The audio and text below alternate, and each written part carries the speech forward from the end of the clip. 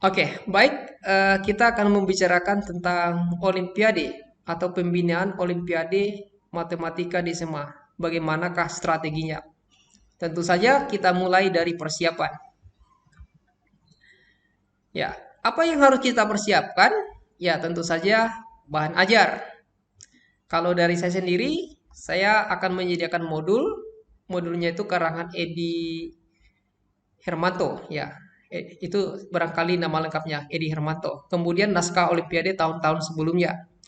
Bahkan saya juga menggunakan naskah Olimpiade SMP seturut kebutuhan saja. Kemudian setelahnya tentu saja merekrut siswa. Merekrut siswa. Biasanya peserta sudah memiliki motivasi belajar matematika yang baik. Terus pesertanya ini bisa jadi eh, lebih cerdas dari kita, kecerdasan bawaannya lebih lebih tinggi dari kita itu sangat mungkin. Ya, sangat mungkin. Kalau pesertanya juga biasa saja tidak jadi masalah. Yang penting minatnya ada. Bahkan antara kecerdasan logis matematisnya dengan minat, kalaupun dia misalnya di luar ekspektasi, di bawah maksudnya tidak sesuai yang diharapkan, tidak jadi masalah. Kalau kita misalnya membina siswa-siswa kelas 10. Ya. Tapi kalau kelas 11 maunya pesertanya itu udah jangan lagi kemampuan matematikanya rendah, materi-materi SMP-nya juga masih nggak begitu mantap. Maunya kalau udah kelas 11 jangan lagi. Kalau peserta dari kelas 11. Tapi kalau peserta di kelas 10 saya rasa masih bisa dipoles. Ya, masih bisa dibentuk. Jadi yang paling pertama sekali adalah minatnya. Kalau saya sendiri tidak membatasi pesertanya ketika saya mengajar di SMA dulu. Seberapa yang berminat untuk dibina untuk persiapan Olimpiade Matematika, biar aja ikut semuanya. Nanti akan terseleksi, seleksi alam, seturut berjalannya waktu.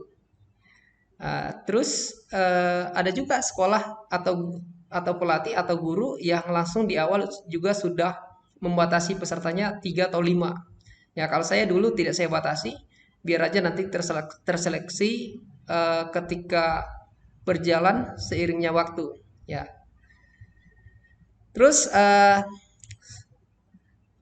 siswa yang berminat tadi kita kasih pretest untuk melihat kemampuan awal mereka. Ya, jadi bisa saja nanti siswanya itu sangat berminat untuk dibina dalam pembinaan Olimpiade Matematika, tapi masih banyak yang harus kita benahi. Ya, jadi usahakan konsep-konsep matematis seperti bilangan, kemudian operasi bilangan, tentu saja mulai dari operasi bilangan bulat sampai dengan pecahan, mereka sudah menguasai.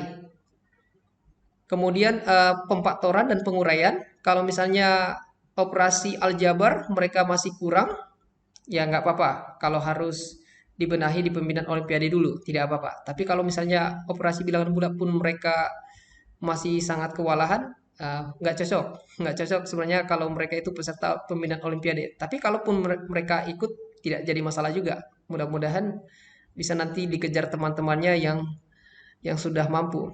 Tapi sebaliknya juga ada siswa yang sudah kemampuannya itu sangat bagus, ya sangat bagus. Dia sudah banyak bekerja dengan soal-soal yang di level advance. Jadi intinya yang kita rekrut di sini siswa yang memiliki minat untuk belajar matematika yang sudah bagus lah biasanya. Terus selain persiapan di sana menyiapkan bahan ajar, kemudian merekrut siswanya, tentu saja kita harus mempersiapkan mental kita. Kalau nanti Anda terjun sebagai pembina Olimpiade, maka apalagi di awal-awal biasanya akan ada kekhawatiran atau kecemasan. Nah, kenapa? Soalnya itu sangat sulit di atas level SBMPTN. Ya, di atas level SBMPTN. Dan seperti yang saya bilang tadi, siswa kita bisa jadi kemampuannya itu lebih bagus dari kita, kemampuan matematisnya lebih bagus dari kita. Jadi bisa jadi ada nanti kekhawatiran kalah cerdas dibanding siswa kan begitu. Tapi itu pun kekhawatiran itu juga dan kecemasan itu bisa kita antisipasi dengan persiapan dengan lebih baik lagi, lebih banyak persiapan, maksudnya waktu untuk mempersiapkan apa yang akan diajarkan itu diperbanyak lagi. Kan kalau siswanya belajar kan itu eh, live kan begitu. Sementara kita yang mempersiapkan materi, kita bisa persiapan jauh-jauh hari. Kita bisa persiapan jauh-jauh hari. Jadi ada materi-materi, topik-topik yang akan kita bahas, kita udah siapkan sebelumnya. Ada soal-soal yang akan kita bahas, kita sendiri sudah membahas sebelumnya. Jadi siswa yang cerdas tadi yang kita khawatirkan kalah bersaing dengan mereka, ya ketika di kelas itu mereka baru pertama lihat soalnya, sedangkan kita enggak karena kita yang merencanakan pembelajaran kan begitu. Ya, jadi persiapan kita harus lebih bagus lagi, khususnya kalau kita adalah pemula kan begitu. Bahkan udah udah udah memiliki pengalaman pun sebagai pembina olimpiade masih dibutuhkan tetap persiapan karena level persiapannya itu tadi, sorry, level kesulitan soalnya itu tadi. Nah, dan sekalipun misalnya topik yang sudah kita bawakan adalah topik yang udah biasa, udah sangat dekat dengan pengalaman kita, sebaiknya memang tetap juga dipersiapkan dengan baik supaya hasilnya lebih optimal, supaya siswanya, kemampuan siswanya lebih lebih meningkat dengan signifikan. Nah, ini tadi modul yang biasa saya gunakan ketika dulu membina olimpiade di sekolah saya. Itu karangan Edi Hermanto, ST. Ya, dia bukan guru ya sepanjang yang saya tahu, bukan dosen juga, tetapi dia memiliki passion dalam bidang olimpiade matematika. Ya. Jadi Anda juga bisa seperti itu. Kalau ada minat lain silakan kembangkan. Salah satu matematikawan besar yaitu Fermat. Sepanjang yang saya ingat itu bukan latar belakangnya bukan matematika sebenarnya, tapi hukum. Tapi dia banyak melahirkan teorema-teorema yang terkenal. Dia banyak dikenal dalam uh, bidang matematika. Dia dikenal juga sebagai matematikawan.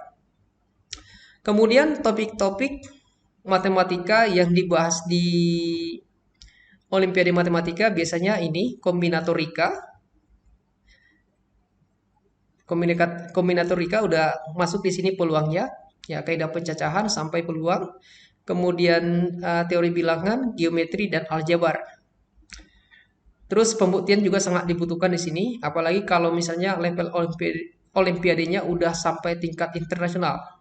Ya, sepanjang yang saya tahu internasional itu kalau IMO International Math, Math apa singkat apa kepanjangannya, entah mathematics atau mathematical saya lupa. Kalau di IMO itu lebih banyak tentang pembuktian, soalnya cuma 7 soal 2 hari, entah 3 soal hari pertama kemudian 4 soal atau sebaliknya, saya eh, nggak ingat, saya nggak ingat.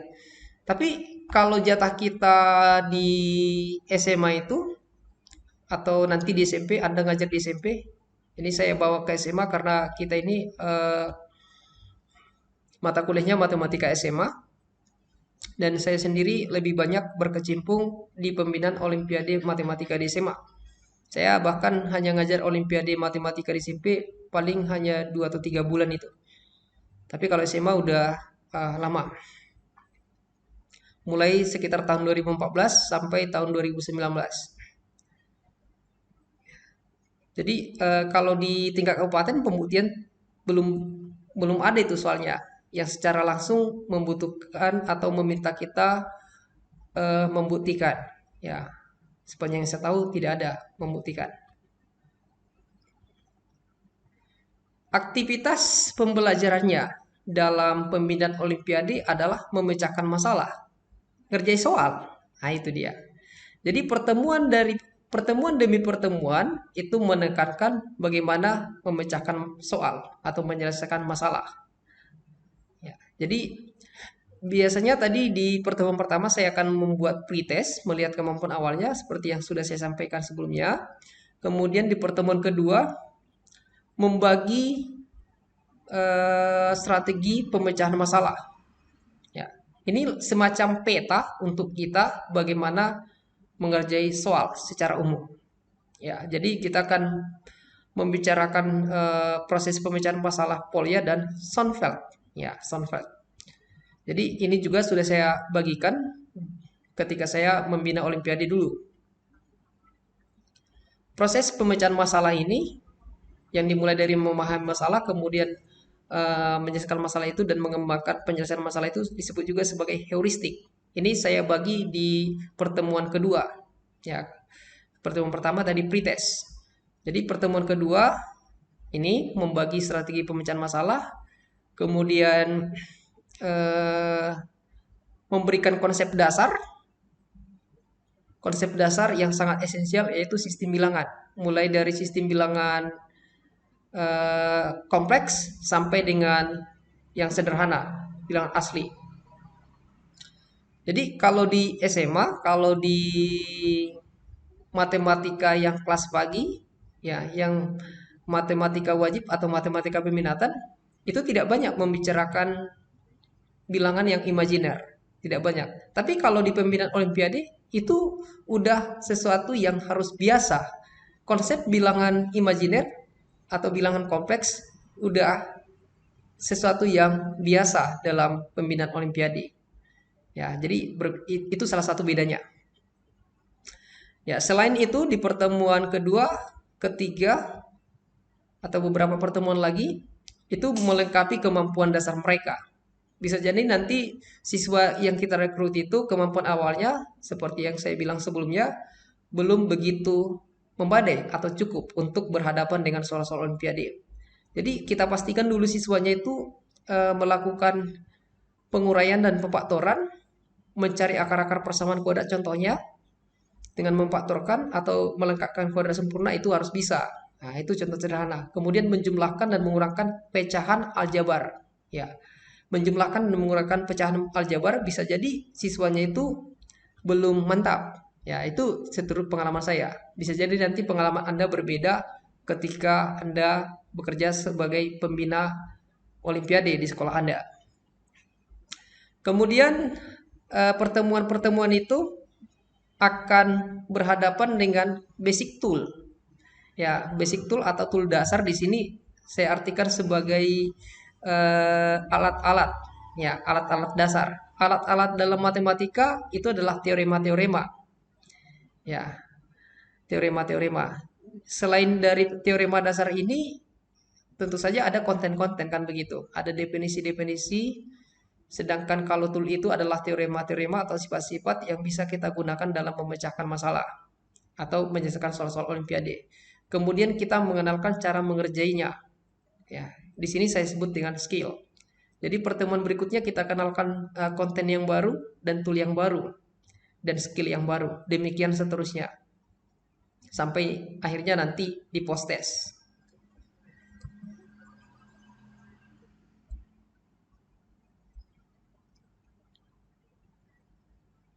Dalam pertemuan itu biasanya itu kan dalam pertemuan tadi memecahkan masalah, eh, kita akan memulai dengan masalah yang sederhana, kemudian dilanjut dengan masalah-masalah yang advance. Masalah di sini adalah soal-soal matematika.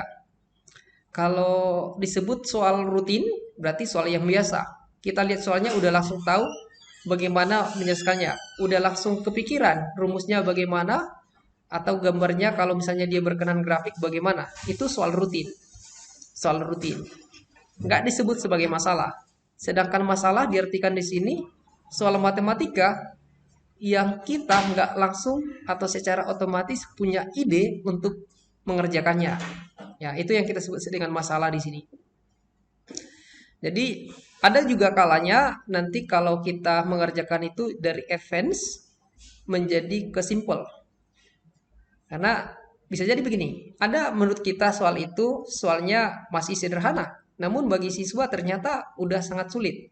Jadi kalau dari persepsi siswa itu udah soal advance, tapi kalau dari kita udah masuk sebenarnya soal yang sederhana. Nah, tidak jadi soal. Jadi kalau soalnya udah langsung rumit menurut siswa, jadi kita bawa dia ke masalah yang analog tapi lebih sederhana, masalah yang mirip atau soal yang mirip tapi masih sederhana. Nah, itu dia. Kemudian banyak melakukan latihan. Jadi kalau menurut Polya, langkah-langkah pemecahan masalah itu seperti ini. Pertama ada dulu masalahnya, tentunya akan begitu, ada soalnya. Soal itu kita pahami. Tidak mungkin menyelesaikan soal yang tidak dipahami. Jadi kita pahami soalnya, kita harus bisa menyatakan ulang apa yang diketahui dan apa yang ditanya. Kita harus bisa mencari keterkaitan antara apa yang diketahui dengan yang ditanya. Ya, jadi begitu pemahaman masalah. Kalau kalau misalnya bisa kita gambarkan dengan grafik, silakan. Kalau dimungkinkan menggambar grafik atau skema, silakan. Itu akan sangat membantu. Kemudian setelah kita pahami masalahnya, kita merencanakan strategi. Ya, merencanakan strategi. Ya, kita menyusun rencana. Ya, konsep-konsep apa yang digunakan, rumus-rumus apa yang digunakan, disinilah kita rancang. Ya, merencanakan masalah ini boleh dibilang lebih rumit daripada langkah berikutnya. Langkah ketiga kan menjalankan. Jadi merancang rencana itu lebih sulit di sini dibanding menjalankan.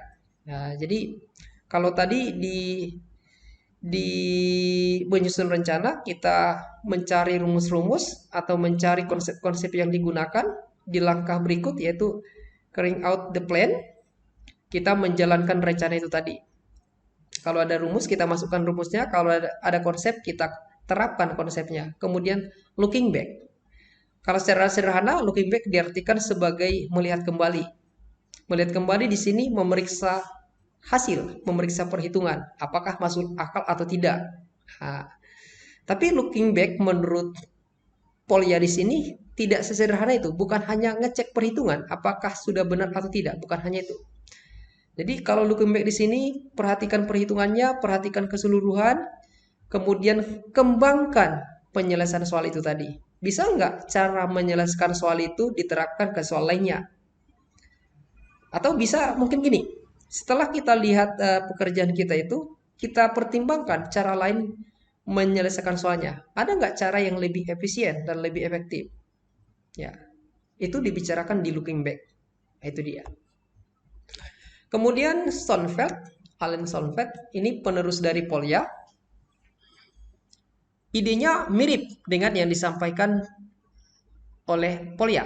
Ya, kalau menurut Sonnenfeld, kalau kita memecahkan masalah, heuristiknya, strategi memecahkan masalah itu, ya, pertama kita analisis dulu soalnya itu tadi, sama seperti Polya. Kita pahami soalnya. Selagi bisa disederhanakan soalnya, sederhanakan.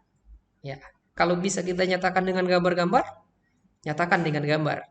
Nah, kemudian kita rancang, kita desain bagaimanakah menyelesaikan soal itu. Ya, kita harus tahu alasan-alasan supaya kita harus tahu alasan apa yang kita gunakan, kenapa kita membuat desain yang seperti itu, desain pemecahan masalah seperti itu. Itu dia. Jadi kita membicarakan desain ini udah bisa melihat keseluruhan. Ya. Jadi biarpun ini seolah langkah terpisah, sebenarnya desain itu menurut Allen Solveig masih ya, desain itu ada di setiap langkah. Di setiap langkah. Jadi ketika kita membicarakan desain ini, menyusun rencana penyelesaian masalah ini, ada kalanya kita menemukan kesulitan yang minor, ya ada kesulitan mayor. Kalau kesulitan yang minor, ya cukup diselesaikan hanya sebatas eksplorasi kan begitu.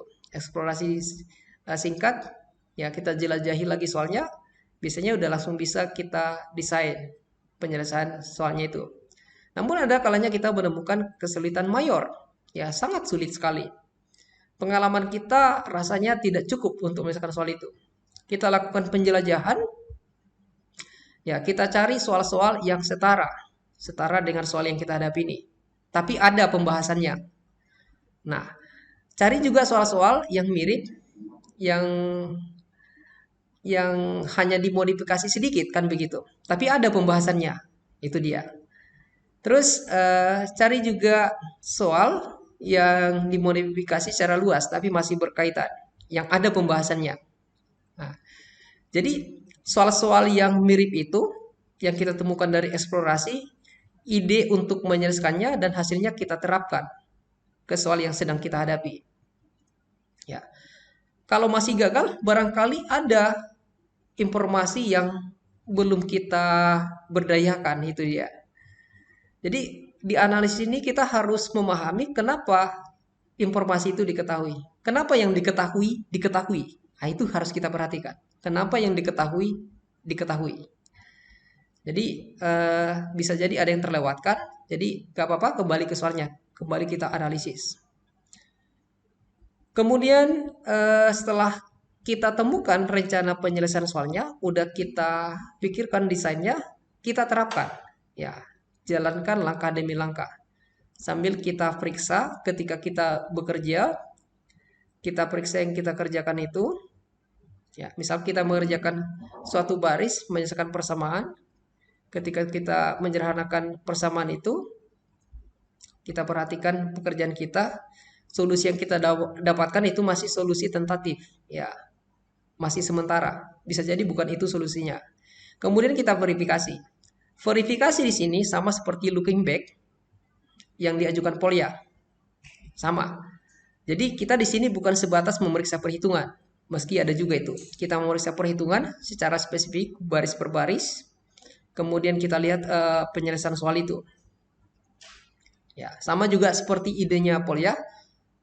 Proses pemecahan masalah ini kita terapkan ke soal lain, Ya, jadi kalau di ujian yang sebenarnya tentu saja kita tidak cukup waktu untuk melakukan verifikasi seperti yang diajukan Polya dan Soundflight ini, atau looking back yang diajukan Polya ini. Kita tidak punya waktu. Biasanya kita hanya memeriksa perhitungan. Itu bisa jadi bahkan kita ini nggak sempat memeriksa perhitungan karena waktu sangat terbatas. Nah, jadi kalau pembelajaran sebaiknya kita lakukan ini. Ya, ini sudah terbukti secara ilmiah, gagasan dari Soundflight ini sudah terbukti secara ilmiah kalau orang-orang yang diajarkan cara berpikir demikian, pemecahan masalah demikian akan lebih bagus dibandingkan orang atau siswa yang tidak dikasih strategi pemecahan ini. Nah, silakan kalau Anda tertarik nanti membicarakan di penelitian Anda, membicarakan bagaimana meningkatkan kemampuan pemecahan masalah matematika siswa dengan strategi Soundflight, ya silakan. Ya, sangat bagus.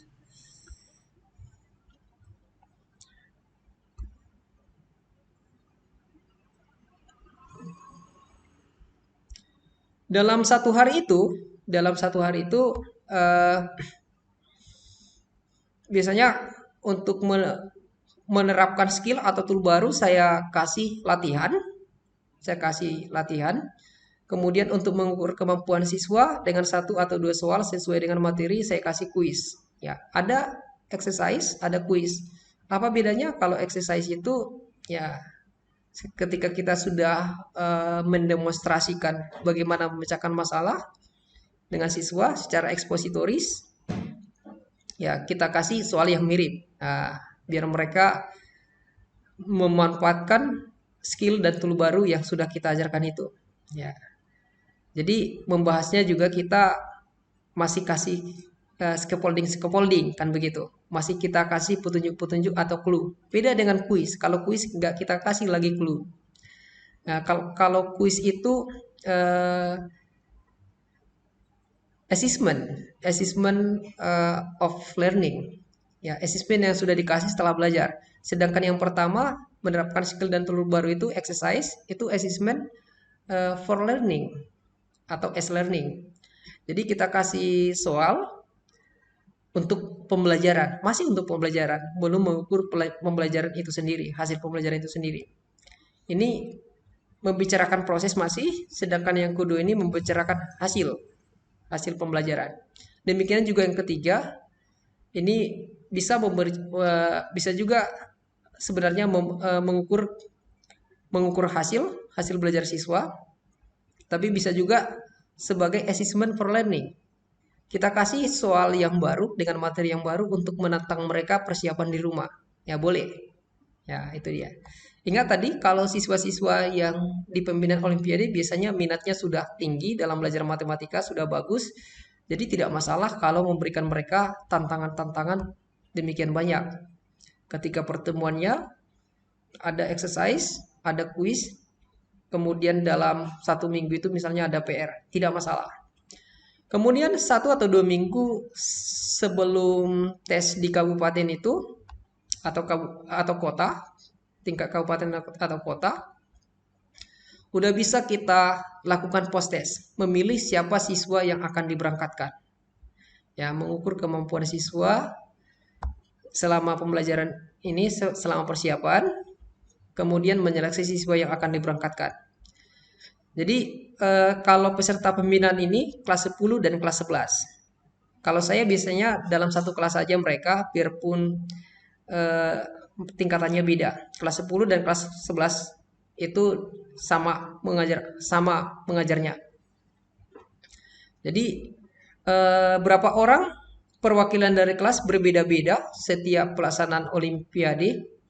Pernah itu hanya 1 orang, pernah hanya 2 orang per program studi. Ya, hanya 1 orang atau 2 orang dari matematika dari satu sekolah, tapi pernah juga sampai 3 orang. Boleh 3 orang untuk mata pelajaran yang sama dari suatu sekolah. Ya, jadi kalau Kaizen tahun 2021 saya tidak tahu. Tahun 2020 kayaknya hanya 1 orang saja. Ya, 2019 3 orang. Ya, saya masih ingat tahun 2019 itu 3 orang. Terus itu 2019 3 orang. 2020 saya nggak tahu entah ada atau enggak ya. Atau mungkin tahun 2020 fokus yang tingkat provinsi barangkali. Jadi kalau yang dituntut dari kita, yang diharapkan dari kita, guru SMA, mempersiapkan sampai tingkat kabupaten pun udah sangat bagus itu. Sangat bagus. Mereka meraih kejuaraan di kabupaten udah sangat bagus. Kalau untuk tingkat provinsi nanti biasanya akan direkrut lagi pelatih untuk mempersiapkan mereka di tingkat provinsi. Ya, juara-juara di kabupaten itu dibina lagi. Yang membina biasanya orang dari dinas pendidikan, tapi bisa jadi Anda diminta lagi. Misalnya siswa yang berhasil itu adalah siswa Anda, bisa jadi Anda diterima atau diminta. Ya, bisa jadi Anda diminta untuk ikut melatih. Sama seperti saya dulu diminta, mesti saya nggak ikut juga karena keterbatasan waktu. Ya, setelah mereka melakukan kompetisi, maka tentu saja akan terus ada hasilnya. Bisa di hari itu juga, bisa jadi langsung di hari itu saja. Itu juga kita kasih pujian. Kalaupun tidak mendapat kejuaraan, tetap kita kasih pujian. Yang penting mereka sudah memberikan yang terbaik.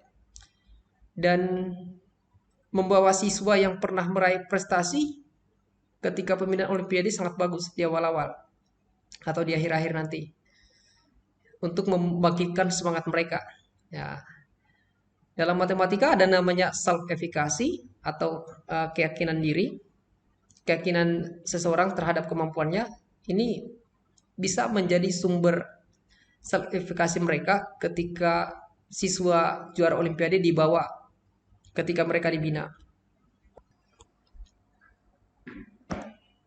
Oke, terima kasih Pak Danengsi sudah membaca polinom. Polinom itu nama lainnya suku banyak. Jadi ada suku banyak bernama P, variabelnya X. Jadi kalau ditulis di sini PX sama seperti FX, bukan P kali X artinya, tapi ada fungsi bernama P bervariabel X. Nah, Bentuk persamaan suku banyaknya juga tidak seperti biasanya. Nah, tidak seperti biasanya. Karena di ruas kiri ada fungsi, di ruas kanan ada fungsi yang lain. Di ruas kiri ada PX, di ruas kanan ada PS kurang 2. Kalau diganti katanya X-nya dengan 1 akan memberikan hasil 1. Ditanya P2. Ya, kita terapkan strategi Polya tadi atau Allen Solveig. Kita nyatakan yang diketahui. Dan kalau bisa kita sederhanakan, sederhanakan. Ya, kita sederhanakan. Jadi, ini boleh kita susun menjadi seperti ini. PX dikurang PS kurang 2 sama dengan 6X kuadrat dikurang 8X. Kita satukan yang berbentuk fungsi di ruas kiri, yang di kanan yang suku aljabar biasa, 6X kuadrat dikurang 8X. Ya, itu dia. Kemudian, PX itu akan bisa kita nyatakan sebagai suku banyak berpangkat 3. Misalkan itu adalah AX pangkat 3 ditambah BX kuadrat tambah CX tambah D. Ya, kenapa bisa demikian? Kenapa nggak persamaan kuadrat saja? Atau biar lebih sederhana, kenapa nggak linear saja? Nah, kan gini, ada suku banyak dikurangkan dengan suku banyak. Hasilnya suku banyak berderajat 2, yaitu 6x kuadrat dikurang 8x. Tidak mungkin yang dikurangkan itu adalah bentuk linear, yang ax tambah b dengan px tambah q, misalkan. Nggak mungkin. Ya. Kalau kita buat suku banyak itu adalah suku banyak yang berderajat 2, suku banyak berderajat 2 dikurangkan dengan suku banyak berderajat 2. Menghasilkan suku banyak berderajat 2. Kalau sama koefisien suku banyak berderajat 2 yang pertama dengan suku banyak koefisien x kuadrat suku banyak yang kedua, maka dia akan habis. Ya. Saya misalkan suku banyak yang pertama katakanlah A1 x kuadrat ditambah A2 x kuadrat.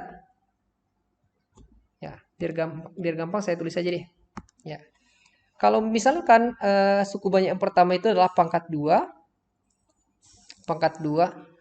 Misalkan ini adalah A1 X pangkat 2 tambah A2 X pangkat 2.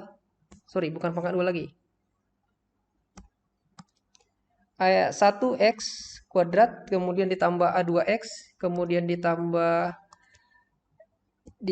A3. Itulah PX-nya. Kemudian kita ambil lagi PX kurang 2. PX kurang 2. Berarti ini menjadi A1 X kurang 2 kuadrat ditambah A2 X kurang 2 ditambah A3. Kalau ini kita misalkan, coba lihat ini.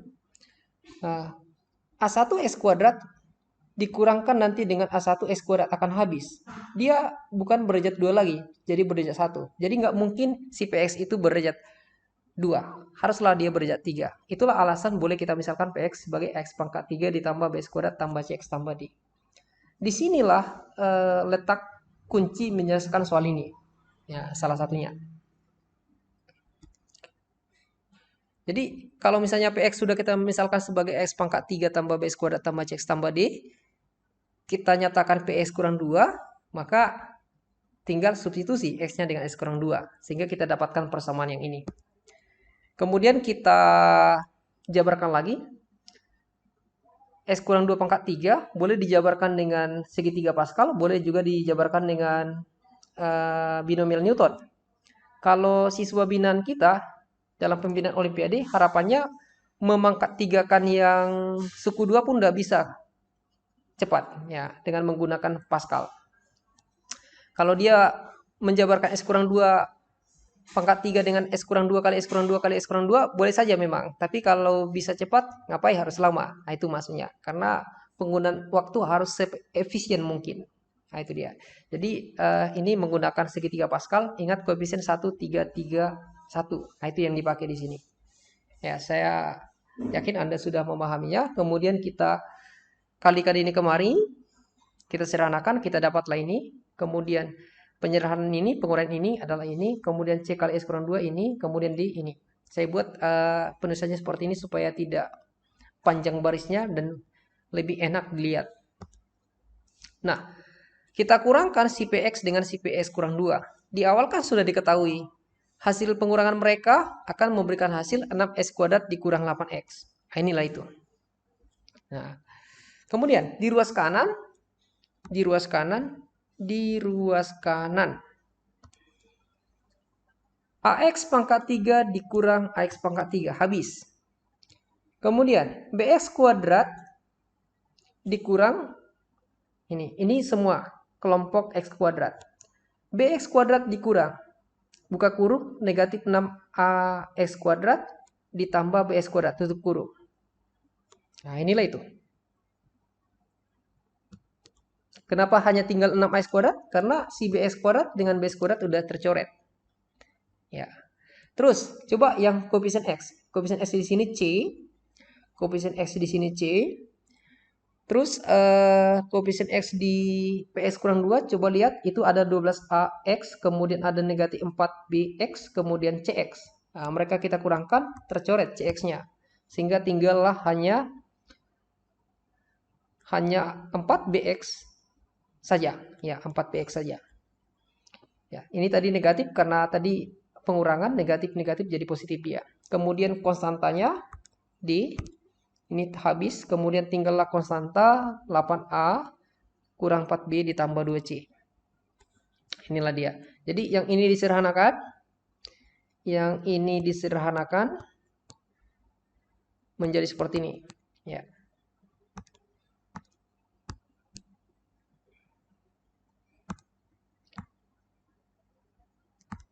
Yang ini tadi disederhanakan menjadi seperti ini.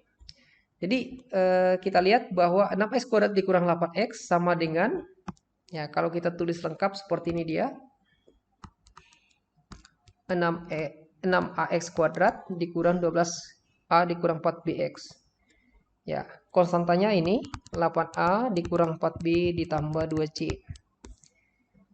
Kemudian kita lihat koefisien x kuadrat di ruas kiri dan ruas kanan. Itu adalah persamaan. Berarti koefisien x kuadrat di ruas kiri sama dengan koefisien x kuadrat di ruas kanan.